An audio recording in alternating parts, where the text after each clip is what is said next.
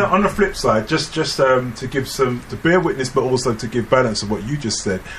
Coming up in school, I was not like that. I was just straight A's. Yeah. It's not hard for me to ace the test. It's I just had a couple of Indian guys who used to discuss maths.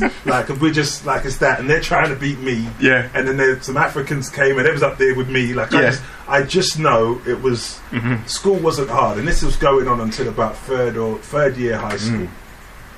My parents had kind of groomed me a certain way, so my diction is fine. I don't really have any of that stuff till I got to high school and started to see. Hold on, so there is a couple of brothers that kind of I felt a certain affinity for, and once I started to hang with them, I still remember to this day the headmistress came and went, if you keep moving with these particular people, your grades are gonna fall.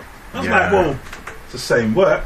Just telling you, other people won't tell you, but if we see you with them, your grades are going to fall. And once I started to find myself the best way of saying it, I'm sort of trained as an Uncle Tom. That's really that was the planning. I believe. And I was good at it. I was about the third year. That's top stuff. They bring people to the school. I'm just being real. They bring people to the school, and then they'd be like, "Oh, let's go to Justin's English class. Get to my English class, and could you spell totalitarianism for me and give the meaning?" And I'd be, it's a form of government that.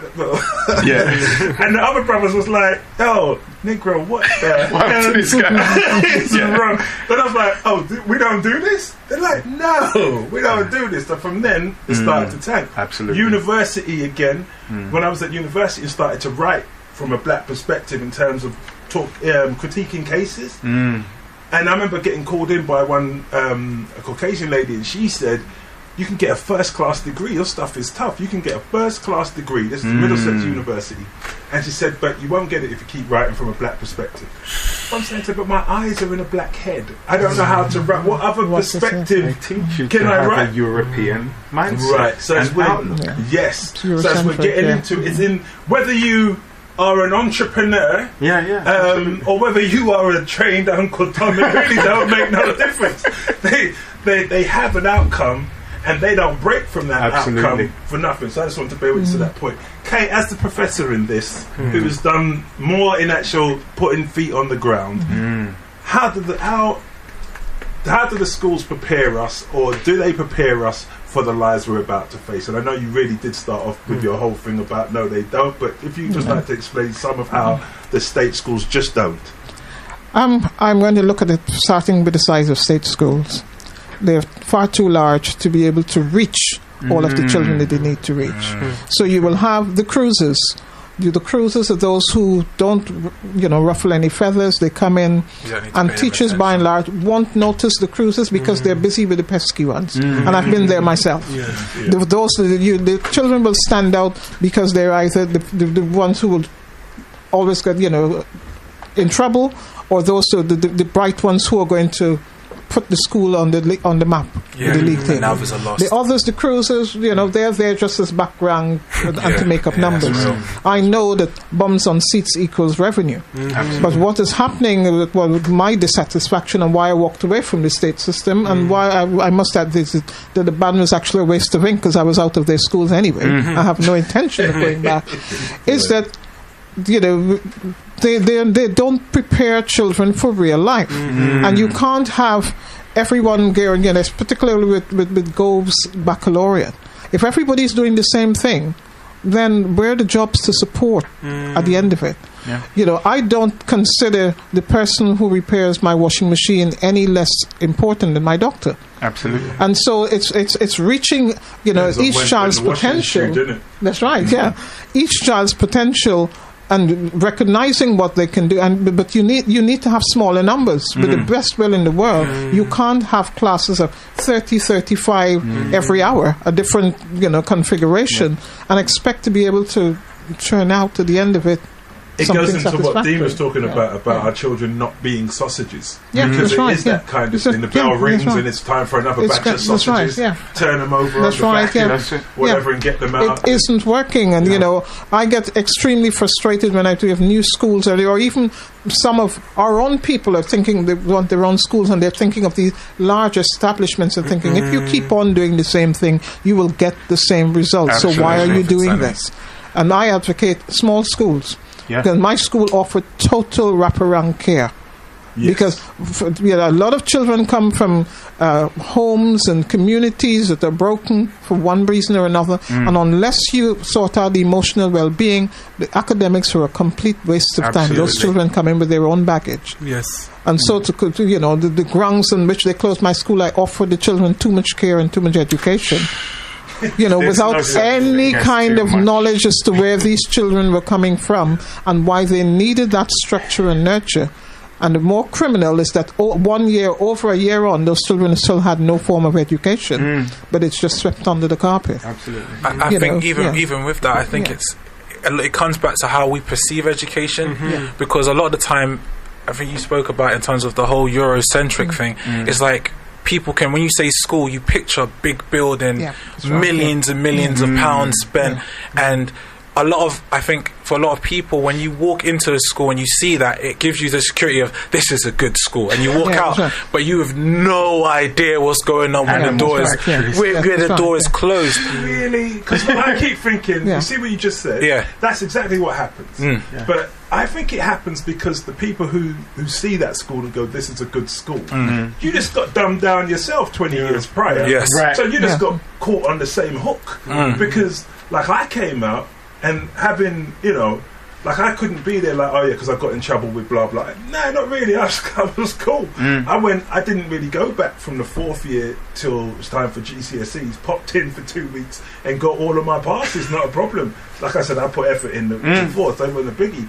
But then, what I'm noticing is, if we've already lost that whole critical thinking thing, we can't tell what we're looking at. Absolutely. Because I've looked, sorry David, I'm bringing you straight in, but I'm because of what I saw, and when I went to Middlesex University, it was a law degree I was doing, and she said you can get a first class degree as long as you stop writing from a black perspective. Then I'm like, I don't even see how I could want to be back here. And I'm saying, if that's what it takes, Absolutely. I tell you what I'm going to do. I'm going to leave so my children don't have to do that. Do you know what I mean? Like, I'm not asking my children to go anywhere. But you got to forget. And I thought at the Who you time, are. you got to forget your blackness if you're doing law for possibly 6 years. Now that would make sense why it's so difficult for us to retain black orientated lawyers. And I've been to court, especially around the education thing, with some black lawyers that they quake in their boots and not even in the court, at the school with the governors. They ain't got no strength. But because we haven't been trained that way. Sorry, David, go ahead. No, I hear that. It was just on the point that you were making, the point of what is education. I was reading it today. A particular poet, English poet, actually. What's his name? Blake. I forgot his name. William Blake. He said that the true method of knowledge is experience. And I thought about it, so that makes a lot of sense. We define education or knowledge as just acquiring the bits of data. Yes. And you think you've got now an education. Well, education is what you're doing. You're doing something with it. That's now you received an education. And I remember reading and hearing about old time schools, in a sense, those environments where the middle class and upper class went to, and the type of educators they had. They would have someone who just climbed Mount Everest coming in the class, or a soldier who's talking about their life experience in the education. They're real people, so that's what they're paying for. Real people coming. And there was one lecturer I was told who he didn't have a chair. He had like a little lounge. What's it, a lounge chair where you lay in the class. And they're like, yeah, that's what. But that was standard. Just that I'm being me in the class. But if you go back in time, when Aristotle and the boys are doing their work, we just walk under trees, sit in the park, reason on what's going on. So take this and really like allowing people's minds to work. And I think with homeschooling, it's one of the things. No, sorry, I'll let you go. Yeah, but that's that. But that can work if you're around a substantial person. Absolutely.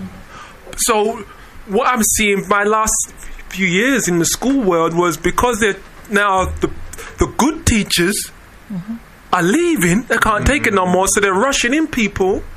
So the standard of teacher has gone down. What we call teacher today is a generalization, but a lot of it, what we call teacher today, we got to revise it now because the people, the low character of persons now. Because we think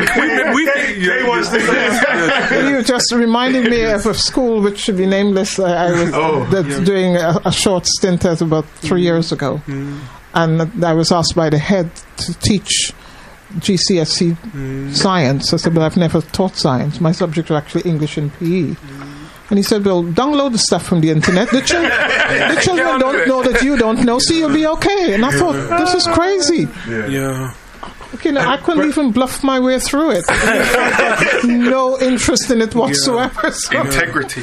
But it happens, you know. You go into the school and I've spoke with other members of staff who were struggling through subjects they never taught. They just expected to just download the stuff off the internet and go in and teach it. The thing is, part of it, the caliber of new teachers, Mr. I just qualified and watched out the door. I think it's quite solid.